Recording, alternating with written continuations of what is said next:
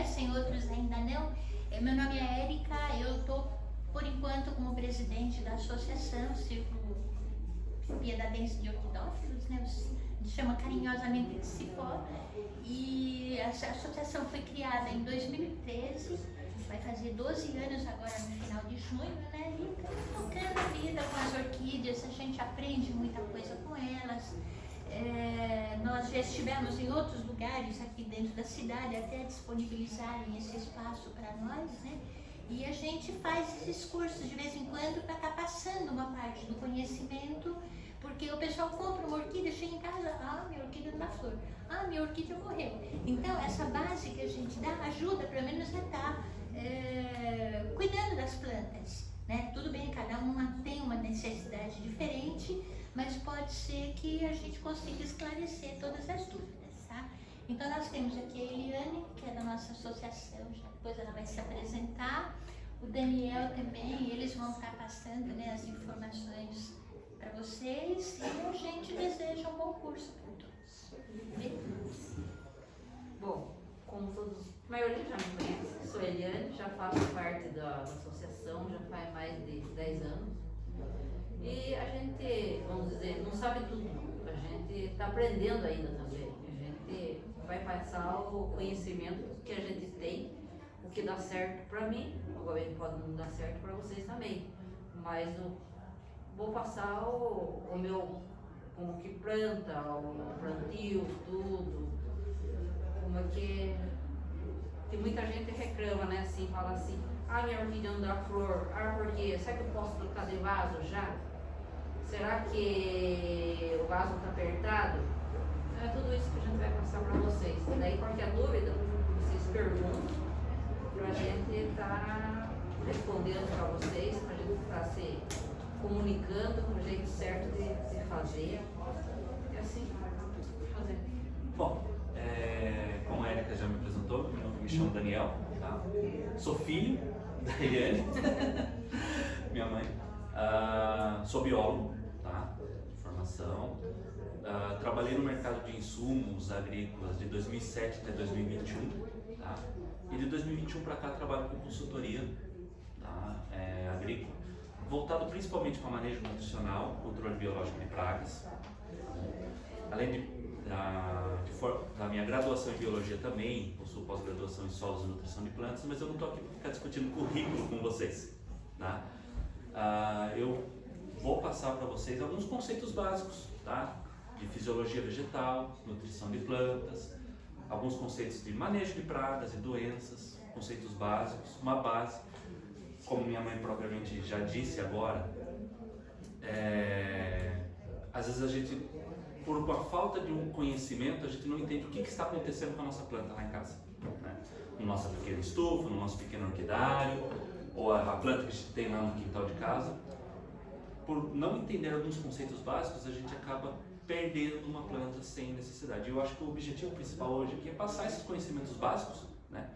E todos saírem daqui com um pouquinho mais que vá ajudar no manejo dessas plantas lá na casa de vocês, no quintal de vocês, no orquidário de vocês, tá bom? Como minha mãe também disse, existe um conceito muito interessante que é o seguinte: não existe saber mais, existem saberes diferentes. O que isso significa? Só porque a gente está aqui na frente, não significa que nós somos os detentores do conhecimento e vamos derramar esse conhecimento em cima de vocês. Isso não existe. Com certeza, vocês têm muita coisa a me ensinar. Eu tenho muito a aprender com vocês e vice-versa. Então, vamos vamos criar dentro desse espaço aqui um espaço de aprendizado mútuo, onde todos possamos aprender juntos. Tá? Acho que se partirmos desta base, a coisa flui muito mais fácil. E por favor, interrompam a hora que vocês quiserem. Não deixe a dúvida para depois. Tá? Interrompam, levantam a mão, pergunta. É meio clichê o que eu vou falar, mas não existe pergunta boba. Boba é não perguntar. Tá? Você quer começar? Eu começo? Posso começar? Tá bom. Bom, gente, Para a gente iniciar a nossa conversa, eu queria lançar uma pergunta para vocês, um questionamento. Todo mundo aqui de manhã, a hora que levantou, acordou, lavou o rosto, sentou e tomou um café da manhã, creio eu, né? Um café com leite, comeu um pão, daqui a pouco, mais tarde, tem o almoço. Por que a gente se alimenta? Para se manter de pé. Para se manter de pé, exatamente. Para a nossa nutrição, né? Para a gente se manter nutrido, termos energia, força. Né? Tudo que nós estamos fazendo aqui, vocês pensando, prestando atenção, eu aqui falando, se mexendo, gesticulando, tudo isso gasta energia, certo? Nós estamos gastando energia para fazer isso. Da onde vem essa energia? Da nossa alimentação, certo? Do pão que vocês comeram de manhã, do arroz que vão comer mais tarde, né? E o nosso corpo está queimando esse alimento, está queimando esse combustível, né? E através da queima desse combustível é que nós nos movimentamos, pensamos, falamos, ouvimos.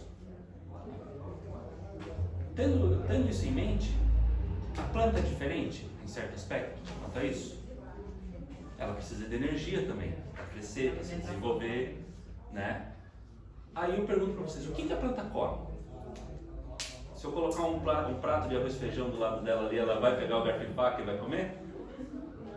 Não, né, gente? Mas o que vocês acham que a planta come? O adubo. O adubo? Vamos lá. Vamos colocar aqui no quadro. A alimentação. Vocês não liguem, não, que a minha caligrafia é meio... tá? Então, o que é a alimentação da planta? O adubo? Água. Água. Né? O que mais? Claridade. Vou colocar claridade como luz, tá? Ventilação. Ventilação. O que mais? Oxigênio. Oxigênio vamos colocar, entra na parte de ventilação, né? CO2 e tal. Essa adubação dela é mais pela raiz, não pode ser também pelas folhas. Vamos lá. A parte da adubação a gente vai falar um pouquinho mais propriamente lá na frente, mas já adiantando a tua pergunta, toda planta, majoritariamente, ela vai absorver nutrientes pela raiz. Tá? Alguns nutrientes podem ser absorvidos pela folha, sim, porém em pequenas quantidades. Tanto que existem os fertilizantes foliares, né? Os fertilizantes foliares, eles servem para você ajustar possíveis deficiências. É a famosa sintonia fina, tá? Você não consegue nutrir uma planta apenas pela folha. A nutrição, no caso, nutrição, adubação pela raiz, tá?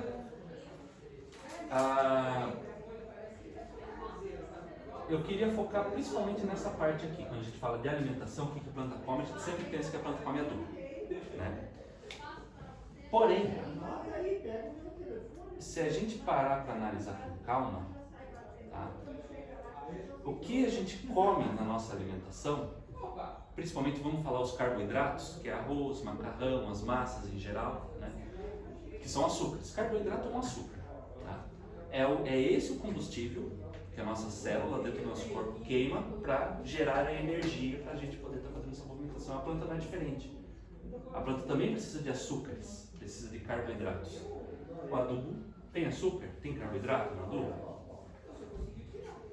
Vamos, eu gosto de ir provocando porque eu quero que vocês pensem comigo. Porque eu saiba, açúcar não tem, mas ali na matéria do adubo, os orgânicos que faz, tem as Pode composições. ter alguma coisa sim. Sim, nesse Pode sentido. ter alguma Não- coisa sim. Não né? açúcar, no Isso. caso, mas... E se eu falar para vocês que a planta, enquanto a gente precisa pegar lá o carboidrato, esse açúcar, pela alimentação e ingerir, a planta produz o próprio açúcar.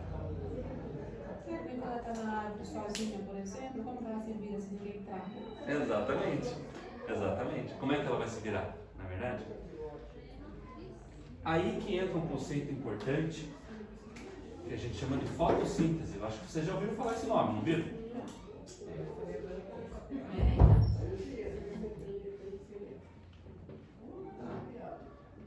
Fotossíntese. acho que todo mundo aqui já ouviu falar pelo menos uma vez esse nome, né? Foto, vamos quebrar a palavra aqui para a gente entender. Em biologia, se a gente não quebrar a palavra para entender o que é cada nomezinho, a gente se perde. Foto significa luz, tá? Que é essa luz aqui que falaram aí. Quem que falou a luz, mesmo? Qual que é o seu nome? Zilda. Zilda, perdão. Que a Zilda falou, tá? Foto significa luz. Síntese é de sintetizar, produzir, tá? Então é produção através da luz. Tá? Se a gente parar para analisar com calma, o que é a fotossíntese, na verdade? Nada mais é do que o processo que toda planta, todo vegetal, assim, em biologia nunca tem unanimidade, mas para critérios hoje que a gente vai falar que toda planta, né, vai ter um processo fotossintético, menor ou em maior grau, tá? A fotossíntese nada mais é do que a planta pegar água, eu vou colocar aqui a fórmula da água, H2O, mais o gás carbônico, CO2, tá? Mais a luz do sol, tá? E vai transformar isso daqui em açúcar, mais oxigênio, tá? Vocês falam, meu Deus do céu, começou a aula de química. Mas calma, é fácil de entender. Açúcar, os carboidratos, nada mais é do que cadeias de carbono. Carbono, o elemento químico carbono. O que a planta faz no processo da fotossíntese? Ela pega a água, pega a luz e usa esses elementos para poder quebrar isso daqui, retirar esse carbono daqui do gás carbônico e construir açúcar. Então ela quebra o gás carbônico e monta uma molécula de açúcar. E é esse açúcar aqui que ela vai usar no metabolismo. O carboidrato que estava no pão que vocês comeram de manhã, seu corpo está queimando esse carboidrato, certo? O processo de queima do carboidrato gera gás carbônico que a gente solta na respiração. A gente não inspira oxigênio e solta gás carbônico. O carbono que está saindo na respiração de vocês nesse momento estava no pão que vocês comeram de manhã. Interessante, né? Se a gente parar para analisar. A planta faz o processo inverso. A gente quebra açúcar e transforma, a quebra desse açúcar sai gás carbônico. A planta pega o gás carbônico e converte de volta em açúcar. E aí esse açúcar que ela queima para produzir energia e durante a queima desse açúcar volta e ela libera CO2 de novo. Tá? Não precisa se preocupar com todo esse vai e volta e vem para lá e volta para cá. O que eu quero que vocês entendam, que é importante, a gente entender que luz é o principal fator que desencadeia, que dá o início na fotossíntese. Tá? Sem luz a planta não produz açúcar, sem açúcar ela não se alimenta. Tá? Seria basicamente uma planta sem luz é a mesma coisa que eu amarrar a boca de vocês e não deixar vocês comerem. É porque alguma vez muitas pessoas falam assim, eu não tenho lugar para uma planta, posso deixar numa área? A planta precisa de luz. Sim, exatamente. Precisa de luz, a planta precisa de luz para sobreviver. Senão, pode ver, se arruma uma planta que não tem luz, um lugar, ela entorta, ela procura a luz. Ela tem que procurar a luz, exatamente. Procurar a luz. Porque vocês perceberam aqui pela explicação que a luz é um dos principais insumos que a planta precisa para poder fazer essa fotossíntese e poder crescer. Né? Pode ser qualquer luz. Posso pegar uma orquídea e deixar lá fora ali o dia inteiro? Não? Por quê? Queima. Ela queima, né? Ela fica meio amarelada, né? Por excesso de luz, né? Excesso de luz, tanto quanto a falta. Uma planta quando sente falta de luz, ela fica torta, cresce torta, ela tem um processo que a gente chama de estiolamento. Vocês não se preocupem com esse nome. Que ela estica, ela fica alta, comprida. Por quê? Ela está querendo, se ela está sombreada, entre aspas, ela entende que tem alguma coisa em cima dela. O que ela vai querer fazer? Crescer para tentar ultrapassar isso daqui, para poder captar luz aqui em cima. Por isso que às vezes ela fica cresce meio torta, meio troncha. E o excesso de luz também é complicado. Tá? A planta ela recebe essa luz dentro da célula dela numa estruturinha bem pequenininha que tem um formato de uma antena. E no final dessa antena, clorofila, vocês já ouviram falar desse nome? Clorofila? Todo mundo já ouviu falar? Da cor pra... Que dá a cor verde da folha, é um pigmento verde que dá cor para a folha. É a clorofila a chave para o processo de fotossíntese. Tá? É essa molécula que, inclusive, se você parear ela, olhar a imagem da molécula da clorofila e da hemoglobina que está no sangue, são moléculas parecidas, inclusive. Tá? Elas têm uma conformação química, uma composição química um pouco diferente, mas o formato dela é bem parecido, inclusive, é bem interessante. É a molécula de clorofila que vai desencadear esse processo da fotossíntese. E dentro da célula, da folha, lá bem microscópico mesmo, tem uma estrutura que parece uma antena, um funil, e no fundo a gente tem a molécula de clorofila. Tá? Bem lá no fundo. Esse cone ele serve para quê? Conforme a luz entra, ele vem rebatendo para que essa luz sempre vá parar na clorofila aqui embaixo. Ele, como se fosse uma antena parabólica mesmo. A antena parabólica ela não converge todo o sinal para aquele receptor que está no meio da antena parabólica. Dentro da molécula, dentro da estrutura do fotossistema, existe uma estrutura parecida com isso daqui. Só que daí o que acontece? Se começa a entrar muita luz, muita luz, começa a entrar muita luz, demais. O que pode acontecer? Satura, dá uma sobrecarga. Você sobrecarrega, é quase como se desse um curto-circuito no sistema. A planta ela tem processos de defesa para isso também. Porque a gente, quando o sol está muito quente, a gente procura sombra, toma um copo d'água, a planta não tem como sair correndo de lá. Então ela tem estruturas de defesa, mas chega um momento que sobrecarrega tanto isso daqui que pode gerar um estresse oxidativo e matar essa estrutura. É isso que é o excesso de luz. Por que eu estou explicando isso daqui? Porque a partir do momento que a gente entende o processo, fica mais claro as coisas para a gente. Por que aquilo acontece? Tá? Então a gente precisa cuidar tanto do excesso quanto da falta. Tá? Tranquilo? Então, sem problema? Se tiver indo muito rápido, vocês falam, gente, por favor. Tá? E eu falo mais que a própria boca. Se vocês não me interromperem, eu vou embora. Tá? Certo. Daí, adubação, né? A gente já vai fazer o link com isso daí já. Tá, a gente falou então, né, que a planta, na verdade, ela não come adubo, né? Mas então por que a gente fala que tem que jogar adubo então, se a planta não come adubo? A gente acabou de descobrir que a planta não come adubo. Ela come luz, entre aspas, né? Na verdade, ela come o açúcar que ela precisa da luz para poder produzir. Mas então por que serve o adubo? Se todo mundo fala que precisa... Não. A fortalecer, porque na natureza ela também, como ela disse, ela consegue Se virar. Mas no vaso daí não teria que dar uma... Porque na natureza, pode ver, numa árvore não tem nada. Ali vai a chuva, as folhas que caem ali.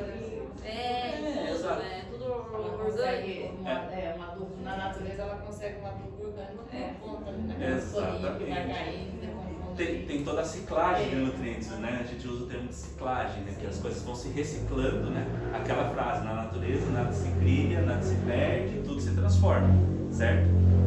No ambiente natural, tem toda a decomposição de matéria orgânica que vai reciclar nutrientes que essa planta vai reabsorver. As plantas epífitas, o que é uma planta epífita? São as plantas que crescem grudadas em caule de árvore, por exemplo, né? As plantas epífitas, elas não estão no solo. Porém, todo o ambiente, a árvore, ela produz alguns compostos à base de carbono, né?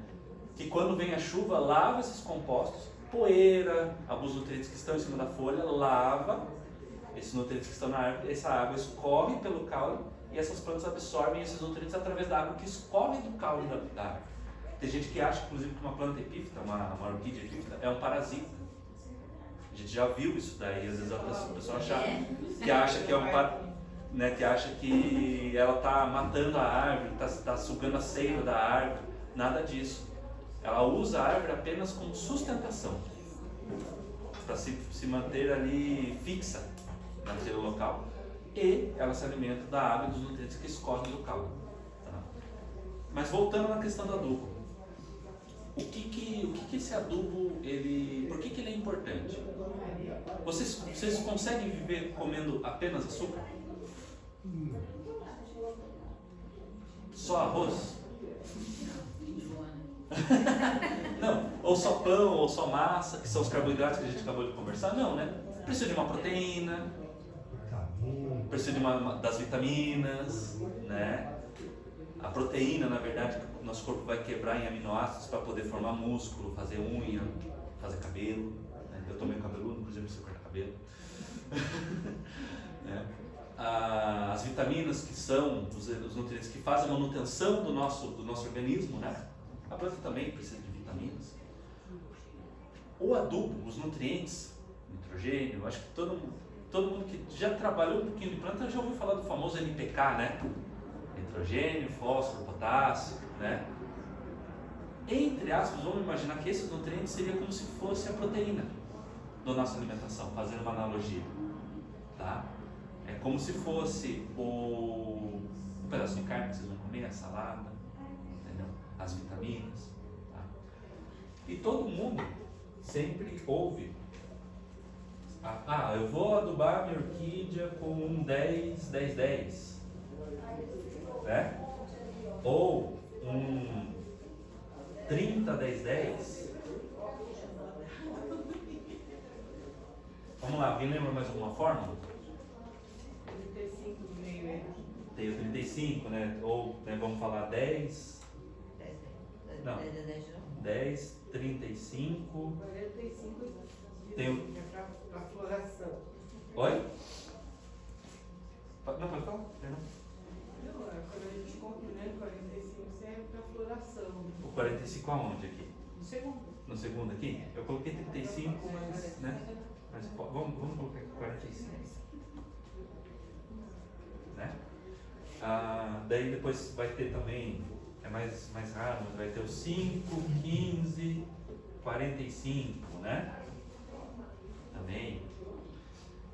Essa formulação assim que a gente encontra os adubos, nada mais é do que os percentuais de concentração desse fertilizante em nitrogênio, fósforo, o P aqui é o símbolo químico, né? Nitrogênio, fósforo e potássio, tá? 10-10-10, ele tem 10% de nitrogênio, 10% de fósforo e 10% de potássio na composição dele. Um 5, 15, 45, 5 de nitrogênio, 15 de fósforo e 45 de potássio, tem mais potássio. Vocês, todo mundo que já mexeu com isso daí, ou quem não mexeu também, pode opinar também se quiser. Vocês lembram basicamente para que serve cada nutriente do NPK? O nitrogênio é para a folha, não é? O nitrogênio Fósforo folha. é para a raiz. Fósforo raiz, O potássio para a floração. floração, frutificação, né? Eu vejo o fósforo, é o segundo dia para a floração. Fósforo para floração também. Alguém já ouviu falar alguma coisa diferente disso que já foi apresentado? Basicamente isso. Basicamente isso, né, que a gente escuta comumente, né? Tá. Realmente, aqui a gente tem os que a gente chama de macronutrientes primários, nitrogênio, fósforo e potássio. Tem aqui. O nitrogênio, a gente relaciona muito com o crescimento foliar, né? Folha. Eu quero Ficar verde. que a planta fique verde, eu quero que a planta cresça, desenvolva mais rápido, né? Quando eu quero que a planta desenvolva mais rapidamente, a gente vai jogar uma fórmula que tem mais nitrogênio, por exemplo. Um 30-10-10, por exemplo. Né? A gente vai nutrir essa planta com uma nutrição mais carregada em nitrogênio. O fósforo, foi comentado aí que é raiz e flor, certo? É os dois. O fósforo pode ajudar nos dois casos, tá bom?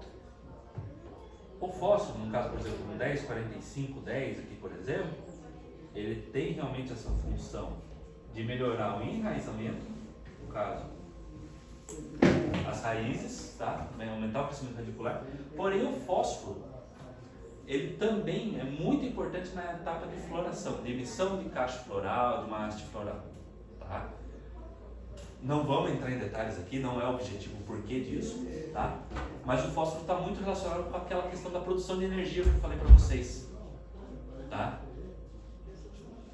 Talvez vocês já ouviram falar o nome ATP, que o nosso corpo queima, né? Através da queima do açúcar ele produz ATP. ATP é a bateria que o nosso corpo carrega na queima do açúcar, tá?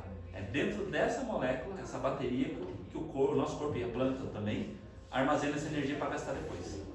E essa molécula ATP, ela tem 3 átomos de fósforo.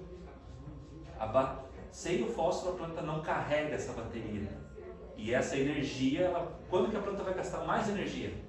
Na hora que ela vai se reproduzir, na hora que ela vai emitir flor. Por isso que o fósforo é importante também na etapa de emissão de flor. Tá? Então, raiz e flores. Tá? O potássio, uma forma mais carregada em potássio. Para a orquídea é mais raro a gente utilizar uma forma mais carregada em potássio. Tá? Porém, o potássio ele é muito importante tanto para resistência de doenças. Às vezes uma planta que está muito... O que é uma planta muito nitrogenada? Uma planta que a gente acabou carregando um pouco no nitrogênio. Às vezes quer que ela venha, quer que ela cresça e fica lá e fica verde logo, a gente vai colocando nitrogênio nessa planta. O excesso de nitrogênio pode levar a um desenvolvimento vegetativo muito grande. Essa planta, por consequência, fica, entre aspas, obesa, né? E ela fica mais suscetível para algumas doenças. Tá? Por outro lado, o potássio, ele garante uma resistência maior para essa planta, tá? E o potássio, ele é o grande carreador de outros nutrientes, tá? O potássio é o famoso freteiro, tá? É ele que vai pegar, por exemplo, o açúcar que está lá na folha, que a planta produziu na fotossíntese, e carregar para a haste. Por isso que o potássio também é importante na emissão de flor. Porque é ele que vai fazer esse trabalho de carregar esses nutrientes para outro lugar dentro da planta. Tá? Então, ele é o carreador. Tá? Carreador. Tá? E também resistência. E qual seria uma adubação mais correta, Daniel, para cada época? Porque tem algumas que foram igual a moça falou, que dormem com certa adubação, mas nem todas são iguais. Então, aí tem que ver caso a caso. É o famoso depende, né?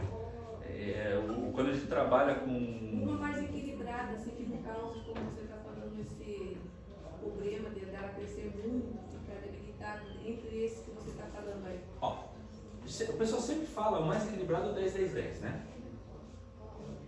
Que é o... tem 10%, é 1 para 1 para 1, né? A proporção. Tá? Primeiro, antes da gente falar qual que é o ideal, a gente tem que entender qual que é o ciclo dessa planta. Entendeu? Como é que é o comportamento dela durante o ano, né? Após uma pós-floração, terminou a floração, o que eu faria, por exemplo? Talvez eu entraria com 30-10-10. Preciso recuperar essa planta, preciso que ela volte ao ciclo vegetativo de novo, entendeu? Depois da floração. Aí, depois da floração. É que tem plantas que entram meio em dormência. Nos casos aqui ficam só os bulbos mesmo. Daí a gente tem que segurar a água, adubação, para depois, daí começa a brotação de novo. Mas é mais cataceta. O catacético Fazendo uma analogia, uma mulher depois que ela dá à luz, ela não precisa passar um período de recuperação? Fazendo uma analogia, uma planta com flor, ela está parindo uma cria. Então toda a força na natureza, toda a energia que a gente acumula, no fundo é para perpetuar a espécie. Todo o gasto energético, tudo que o nosso organismo quer fazer, no final das contas, é passar adiante. Da semente. Cuidar da prole. A planta não é diferente. Então tudo que ela faz, no final das contas, é com o objetivo de se reproduzir. Então toda a energia que ela acumula, ela vai gastar naquilo. Depois que passou esse ciclo, ela vai estar debilitada. Então a gente precisa recuperar essa Então eu entraria, por exemplo, com 30, 10, 10. Passado, ela deu uma recuperada, eu quero manter essa planta equilibrada, um 10, 10, 10. Tá? Alguma vez acontece também, a planta fica muito bonita, verde, e não dá flor, porque tá muito... Tem essa questão, Sim, tá? sim. Tem uma questão climática que a gente também vai entrar daqui a pouquinho, tá? Aí, etapa de pré-floração. A gente está vendo, puxa, está chegando na época dessa planta emitir flor. Porque tem épocas que tem plantas que emitem flores em épocas determinadas, tá? Que, se vocês quiserem, a gente entra nessa questão. Mas, na etapa de início da emissão da haste floral, eu preciso preparar essa planta. Preciso dar fósforo para ela, preciso dar energia. Então 10, 45, 10, por exemplo. Tá? A haste saiu, está com os botões florais. Está começando a aparecer os primórdios dos botões florais. Eu entraria com 5, 15, 45. Porque agora nessa etapa já passou a indução floral. A planta ela já definiu que ela vai soltar flor. Eu não preciso forçar mais fósforo, né? Eu preciso de potássio, porque esse potássio vai ser o carregador. É o que vai carregar todos aqueles nutrientes da folha e jogar para a haste. Tá? O fósforo também, o 10, 45, 10, às vezes uma planta no começo do desenvolvimento, uma mudinha pequenininha, eu posso usar esse fósforo também para poder induzir um enraizamento, uma muda de início de crescimento. Tá? Então a gente saber onde usar cada nutriente é importante. Isso. Aí entra a questão dos adubos orgânicos. O bocashi, o famoso bocashi, né? Que todo mundo já ouviu falar. Tá aí, ó. Já vai sair pro sorteio isso aqui. Tá? O bocashi, né, e outros adubos orgânicos. Peraí, moço, Vai, dá vai. uma foto. Ah, fique à vontade. Deixa eu perguntar. Pois Eu não. tenho orquidária, elas dão flor, bonita, eu não ponho adubo, eu tô errada? Bom, a gente, vamos, certo. não, vamos lá. Eu não uso. Nem errado nem certo. Ah, Tá? Nem errado nem certo. eu não ponho adubo. Tá? Porque o que acontece? Tem alguém adubando as plantas na natureza? Fala pra mim. Uma pessoa indo lá, colocando um adubo químico aqui, um Basacote, por exemplo. Então, não tem. Não tem. Né? Não tem. As plantas, elas se viram bem sozinhas. Ainda mais que eu moro num sítio, aí eu acho que tem o que elas precisam. Elas se viram bem sozinhas. Sim. Tá? Elas estão aí há milhões de anos, né? Quando a gente for embora, elas continuarão aqui, tá? Elas são muito mais versáteis e adaptadas nesse ponto. Tá? Mas a gente tem que imaginar que é o seguinte: existe um conceito de potencial máximo produtivo, tá? A gente já está entrando mais na área da agronomia mesmo, mas o que é o potencial máximo produtivo? É o potencial máximo que aquela planta consegue me entregar de produtividade, tá? Não é que ela, se você não adubar, ela não vai produzir. Tendo as condições ideais, ela invariavelmente ela vai emitir flor, tá? Mas com que qualidade? Às vezes pode ser que ela possa entregar mais do que ela está entregando hoje, entendeu? Então você manter essa planta bem nutrida, eu consigo atingir o máximo do potencial que ela pode me entregar, entendeu? Não está errado. Se elas estão sadias, elas não estão nem aí para o que a gente pensa ou deixa de pensar delas, entendeu? Porém, se a gente conseguir às vezes acertar um pouquinho melhor essa nutrição, pode ser, eu não conheço a orquidária, né? Então não sei te dizer, mas pode ser que a gente consiga resultados um pouco melhores. Que vai embora. Vai no Santos. Ah, Santos lá, Santos Paiol pra lá? Mono. Ah, dos monos? Dos monos. Lá tem bastante umidade, não? É, Nossa, Né, Daniel? As coisas É uma das coisas que para a orquídea também, Nossa, que ajuda eu muito percebi isso. que de tanto que lá é úmido, eu só planto em madeira, ficou, porque se for no vaso, ela apodrece. Sim. Sim. Lá É começa a úmido, chover, é. vai 5, 6 dias. Eu tenho orquídea na árvore e tenho orquidária. O que eu percebo é a diferença na floração. A tua orquidária é uma flor bem maior, dá bem mais flor do que as outras que estão por conta do tempo. E essas tanto não é que elas vão deixar Não, essa não, flor. florir. Quantidade que maior as coisas. Exatamente. Ela não- Eu comecei a pagar aqui, mas pode pagar, né? Tá. Mas é isso, sabe? A gente tem que imaginar. Um exemplo, até tem umas mudas de pitaia ali fora ali que o seu Susumu vende, depois comprem as mudas de pitaia do seu Susumu, inclusive. Tá? Pitaia, ela é basicamente um cacto, entre aspas. É meio que aparentado ali, não é exatamente, mas vamos falar cacto. Só por ter uma aparência de cacto, o pessoal acha que pode largar. Não é verdade? Ah, mas ela cresce na natureza assim, poxa. Não é verdade? Não precisa de água, é cacto, né? Porém, numa produção comercial de pitaia, é um grande diferencial você ter irrigação, por exemplo. Entendeu? Não é porque é um cacto que tem uma baixa exigência de água que eu não vou deixar de irrigar. Tá? Para mim extrair o máximo de potencial produtivo de um pé de pitaia, eu preciso fazer uma irrigação nessa pitaia. Deu para entender a analogia? E uma planta também, quando não é bem nutrida, principalmente em vasos, é suscetível mais a doenças. Sim, exatamente. Mais a doenças. Parte da nutrição, tranquilo, gente? Tá.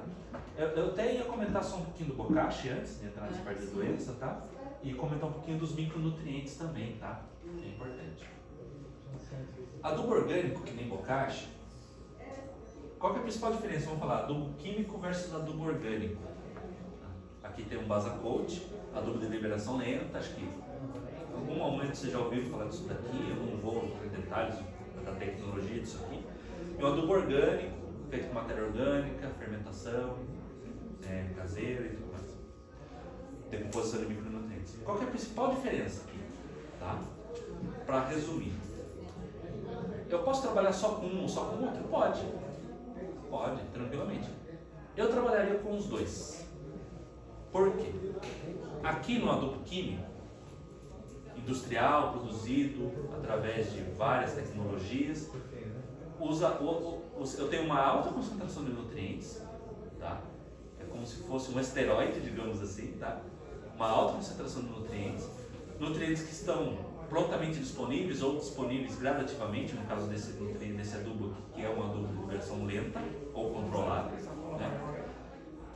E eu tenho todos os nutrientes, nitrogênio, fósforo, potássio, vai ter às vezes, dependendo do adubo, um pouquinho de cálcio, um pouquinho de enxofre, um pouquinho de magnésio, tá? E ele serve para mim fornecer esses nutrientes de maneira mais eficiente para a planta. Tá?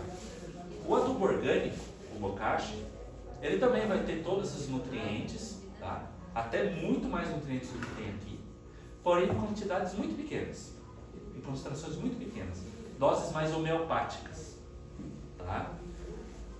Aqui também eu tenho matéria orgânica, que vai ter uma função mais estrutural no substrato. Tá? E também vou ter alguns micro-organismos benéficos, bactérias solubilizadoras de fósforo, alguns micronutrientes que vão ter um efeito sinérgico com a planta, vão fazer a proteção dessa raiz. Tá? Uma planta nutrida só com bokashi, eu vou ter o mesmo efeito imediato que colocar um adubo químico? Não, aqui quando eu quero um resultado rápido, está aqui, mais imediato.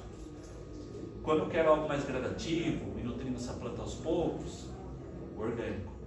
E por que eu falo trabalhar com os dois? Porque ambos têm seus prós e contras. Tá? Eu não consigo ter uma planta saudável só com isso daqui também. Às vezes eu não vou ter um resultado esperado, um resultado que eu quero, nossa, uma planta de sócio bonita só com bokashi. Consigo, até consigo, mas é mais difícil. Então eu trabalharia com os dois, tá bom? Só uma coisa. Pois não. Eu acho que nós estamos tratando do assunto de orquídea. Sim.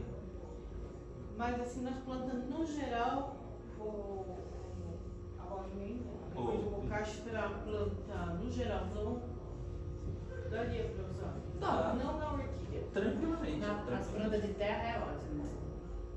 Bokashi sim, sem dúvida. Você fala assim de verdura, de uma... No geral, eu tenho muito plantão. De tudo, né? Uma folhagem, sim.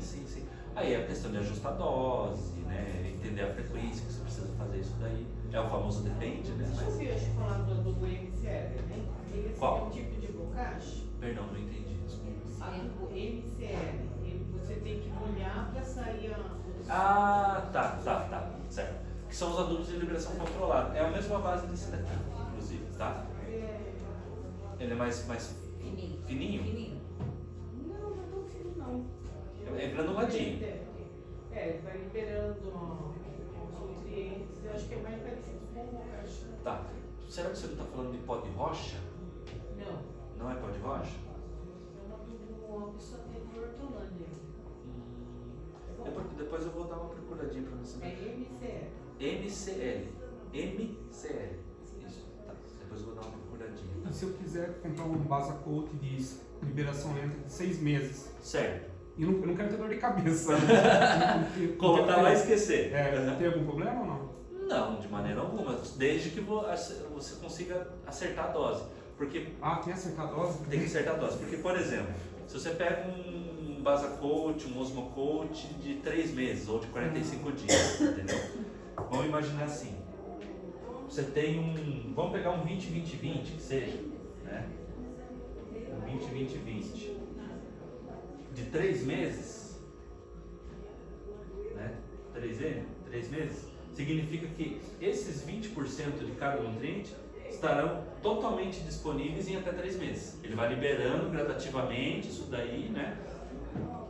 Não é assim uma relação direta, um gráfico, né, normal, ele tem uma curva de liberação, tá?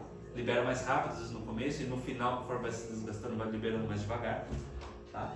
Mas todos esses nutrientes serão liberados em até 3 meses. Se eu pegar um de 6 meses, um 20-20-20 de 6 meses, é hipotético, tá? Significa que essa mesma quantidade de nutriente estará disponível em até 6 meses. Então a liberação é mais lenta. Entendeu? Ou seja, na tua opinião, qual que eu teria que colocar mais por dose? O 6 meses. O de 6 meses, por quê? Porque a liberação é bem mais lenta. Bem mais lenta. E eu não estou colocando, eu estou dando menos nutriente por dia. Entendeu? Então num tubo de 6 meses, talvez eu precise colocar mais. Nossa, interessante isso. Porque eu pensava que era a mesma quantidade. Se você colocar a mesma quantidade, você concorda comigo que ela vai estar comendo menos por dia?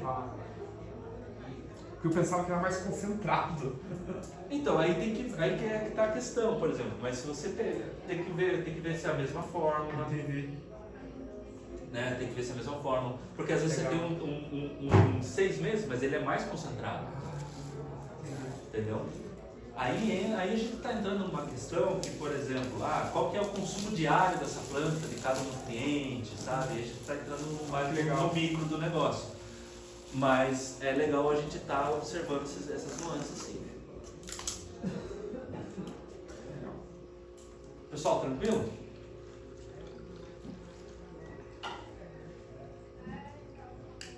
Eu falei que pensei que ia falar uns 40 minutos, já está uma hora aí já.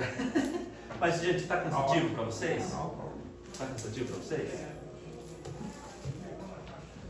Tá.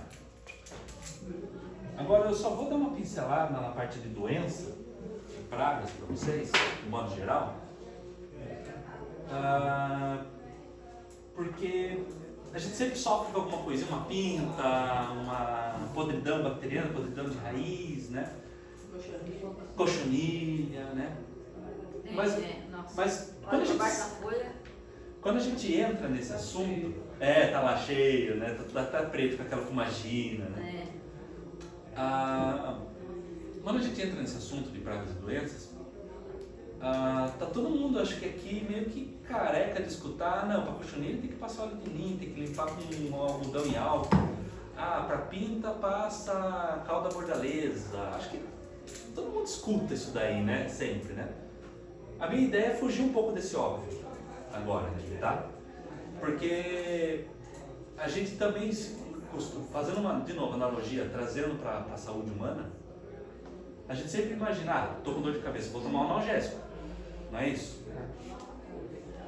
Tô com a garganta inflamada, vou procurar um anti-inflamatório.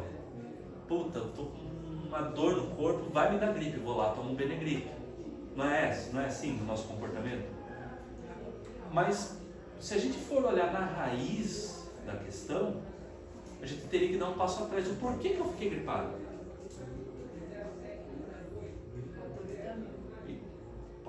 vitamina? A imunidade caiu. A imunidade caiu? Será que eu não tomei um banho e saí nesse vento gelado que está de noite? Minha imunidade já estava baixa, aí com isso piorou a situação? Um choque térmico, não é? Vocês concordam comigo que uma planta, assim como a gente, ela não está ali sozinha, ela interage com o ambiente? Ela está constantemente interagindo com o ambiente, entendendo esse ambiente e respondendo por esse às mudanças desse ambiente, não está? Um dia que está mais fresco, um dia que está mais quente, ela modula o comportamento dela conforme o ambiente, correto?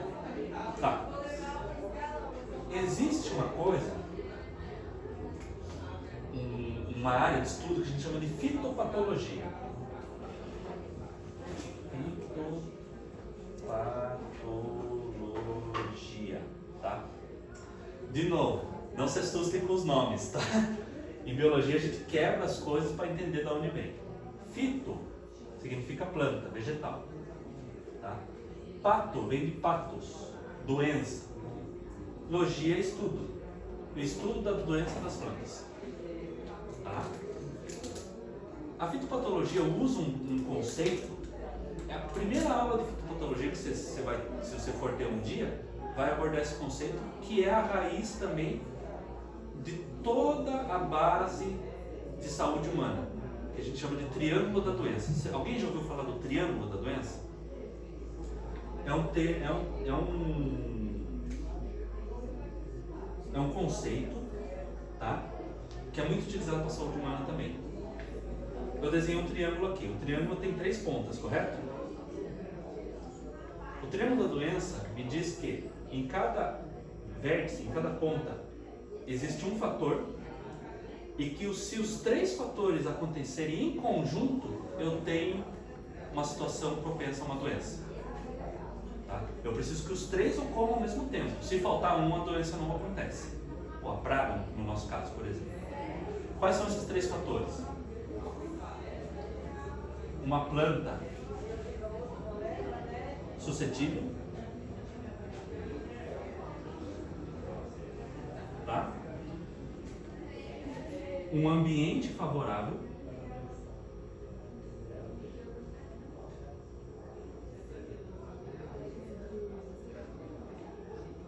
e, lógico, o patógeno, a presença do patógeno ou a presença da doença em si, né? Do fungo, da bactéria, da cochonilha, ela tem que estar presente no ambiente também. Tá? Tudo isso, se acontecer em conjunto, eu tenho uma doença. Tá? O que é uma planta suscetível? Uma planta que está mal nutrida, uma planta que não está recebendo luz direito, que não está sendo irrigada de acordo, uma hora sobra água, outra hora falta água. Essa planta, exatamente, essa planta ela tem que estar sempre tendo que se virar. É uma planta que está mais vulnerável, ela está mais suscetível. Fazendo uma analogia, uma pessoa que não se alimenta direito, uma pessoa sedentária que nem eu, que não pratica exercício, né? Né? É verdade, a gente tem que admitir nossas falhas também, né? A gente precisa uma pessoa que a gente falou leva um choque térmico, por exemplo, uma planta suscetível a isso, tá? O ambiente favorável. Se o orquidário é bem ventilado, o orquidário é bem ventilado, está bem úmido, está muito seco, tem luz de mais, tem luz de menos, né? Se a gente parar para analisar, por exemplo, um local onde você tem uma temperatura extrema e uma umidade muito alta, umidade batendo lá nos 80%, 90% e um calor assim 35 graus, ou até menos, vamos colocar 30 graus, é um ambiente muito favorável para a proliferação de alguns fungos, por exemplo, tá? Esse ambiente tem que estar favorável para esse patógeno, essa bactéria, esse fungo poder infectar a planta suscetível. Vocês percebam que existe algo cíclico aqui, uma coisa interdepende da outra, tá? E o patógeno presença do patógeno é importante porque eu posso ter uma planta suscetível, um ambiente extremamente favorável, mas se a doença não está circulando por aí, como é que ela vai infectar a minha planta? Tá? Aqui é importante a gente entender, por exemplo, eu estou lá com uma folha atacada por uma bactéria, uma pinta preta, alguma coisa assim. Adianta eu tirar essa folha achando que eu estou ajudando a planta e jogar ela embaixo ali da bancada? Vocês não concordam comigo que é a mesma coisa que eu estar lá no hospital, acabei de fazer uma cirurgia, a enfermeira vai lá com todo cuidado, limpar o meu curativo, vai trocar o curativo, limpa a ferida, limpa os pontos, aí pega aquele curativo velho cheio de sangue e pus e joga embaixo da minha maca? Adiantou alguma coisa? Né? Eu estou mantendo o que a gente chama de inóculo, tá? A presença desse patógeno ali no ambiente. Tá? Então, a gente precisa... São coisas que são óbvias, mas a gente não presta atenção no dia a dia. Tá? O triângulo da doença é interessante porque se eu eliminar um dos fatores daqui, eu já quebro o ciclo. E a doença já não acontece. Se eu mantenho o ambiente mais favorável para a planta e menos favorável para a doença, a chance da minha planta ficar doente é menor. Se eu faço uma boa toalete, uma boa higiene, mantenho o meu orquidário em ordem, limpinho, plantas doentes, está doente, tira do meio das outras, põe numa quarentena, para que ela não espalhe essa doença para as outras, entendeu? Comprei uma planta nova aqui, entendeu? Às vezes você não sabe o que está vindo com ela. Não que as plantas aqui estejam todas doentes, não entendam isso, mas a gente não conhece, vocês estão comprando uma planta, vocês não conhecem a história. Deixa ela apartada por um tempo, observa, para depois colocar junto com as outras. É importante fazer essa quarentena, por exemplo. Tá? Manter a minha planta nutrida, com água na quantidade certa, adubação na hora certa, para que ela fique mais resistente, mais forte e consiga responder, porque a planta também tem estruturas de defesa, a planta também responde ao ataque de uma doença. Assim como nós temos a nossa própria imunidade, a planta tem também os seus, entre aspas, glóbulos brancos. Tá? Mas ela vai conseguir responder a esse ataque de uma praga, de uma doença, à altura, se ela estiver forte, se ela estiver saudável, se ela estiver em condições para isso. Tá? Por isso que é importante, se eu não tenho uma planta suscetível, e se eu conseguir controlar muito bem esses três fatores, a chance de eu ter uma planta doente é bem baixa. Tá? Eu quis abordar, quando falaram, viu? Tem que falar sobre praga, sobre doença. Poxa, fica falando de cauda bordaleza, óleo de ninho, acho que todo mundo escuta isso. Né? Vamos fugir um pouquinho desse óbvio, para a gente poder dar um passo atrás. Não quer dizer que se eu me manter saudável, voltando para me manter saudável, me manter ativo, a minha casa é super limpa, eu cuido da minha higiene, cuido da higiene do ambiente, fico livre de patógeno, tudo. Isso significa que é certeza que eu não vou ficar doente um dia? Isso é garantia? Não. Correto? Mas quando eu ficar doente, o que eu preciso? Um médico, um remédio, um tratamento. Não é verdade? É a mesma coisa para as plantas. A gente controlar o triângulo da doença não é garantia de sucesso. Entendeu? Uma hora a gente pode precisar de uma cauda bordaleza, de um óleo de ninho, de fazer uma catação de cochonilha. Porém, a chance de eu precisar chegar nesse ponto é menor.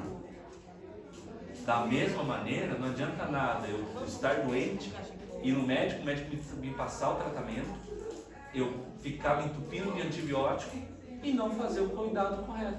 Me resguardar, procurar dormir bem, procurar me alimentar bem, não adianta nada também, ficar só me entupindo de remédio. Muitas vezes a gente percebe e escuta, poxa, mas eu estou aplicando e não está resolvendo. Eu estou com aquela pinta preta lá que eu já apliquei de tudo e não resolve. Será que o problema é a aplicação que você está fazendo? Será que a gente precisa dar um passo atrás?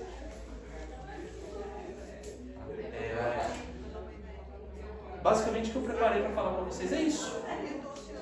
Tá? Agora eu passo a palavra para senhora minha mãe. Eu posso ter só uma dúvida? Fique à vontade. Eu tô sofrendo com a minha cartilagem. Fique à vontade. Que ela parou agora, mas aconteceu alguns dias atrás. A folha amarelou. Você olhava a folha assim, não tinha nada, né? Ele me mostrou até a foto. Daí o bulbo, ele começou a escurecer, mas bem entre a folha e o bulbo.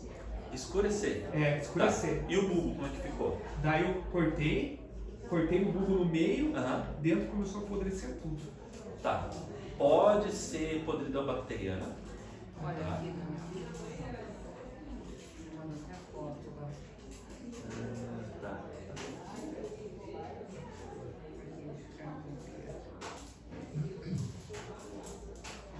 Aqui é a folha, né? Amarelou, na base da folha estava necrosado, né? Tá. E daí por dentro estava tudo necrosado Aí daí eu também. cortei e falei, nossa. Tá. Aqui é a planta inteira. Depois mostra pra todo mundo pra eles poderem ver também, tá? Se quiser passar mostrando pra eles também, que é legal. Senão a gente só fica nós três falando e o pessoal fica boiando. Tá. Ah, você tem no celular, né? Você tem, né? Você tem, também tem, né? Você viu, né? Olha, pode ser alguma podridão bacteriana.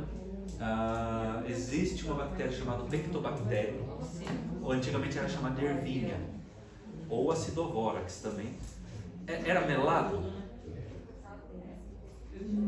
Não, por fora estava tudo ok, dentro estava bem úmido, mas deve ser a umidade por causa do próprio Do próprio bulbo, tá. Tinha um odor característico Eu forte? cheirei também, não. Um cheiro de batata podre? Um cheirinho de podridão. De podridão, sim. sim.